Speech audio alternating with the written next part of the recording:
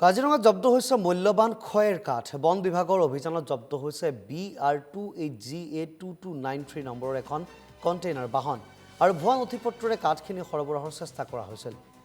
বাহনখনৰ চালকজনক আটক কৰি তদন্ত অব্যাহত ৰাখিছে বন বিভাগে। শিৱসাগৰৰ পৰা হাৰিয়ানালৈ সৰবৰাহৰ চেষ্টা কৰা হৈছিল কাঠখিনি আৰু মূল্যৱান খয়েৰ কাঠ এনেধৰণে উদ্ধাৰ কৰা হৈছে। দৃশ্যাংশ দেখুৱাইছোঁ। এখন নথিপত্ৰবিহীন কণ্টেইনাৰ বাহনত হাৰিয়ানালৈ সৰবৰাহৰ চেষ্টা চলোৱা হৈছিল এই মূল্যৱান খয়েৰ কাঠখিনি। এখন খয়েৰ ভৰ্তি কণ্টেইনাৰ গাড়ী ধৰিছিলোঁ আৰু ধৰাৰ পিছত আমি তথ্য যেতিয়া আমি বিচাৰিলোঁ, গাড়ীখনৰ যোন চালক আছিলে তেওঁ যোনখিনি আমাক তথ্য দিছিলে সেইখিনি আমি পিছত তদন্ত কৰি গম পালোঁ যে সেইখিনি জালিয়াতি কৰি ওলোৱা তথ্য।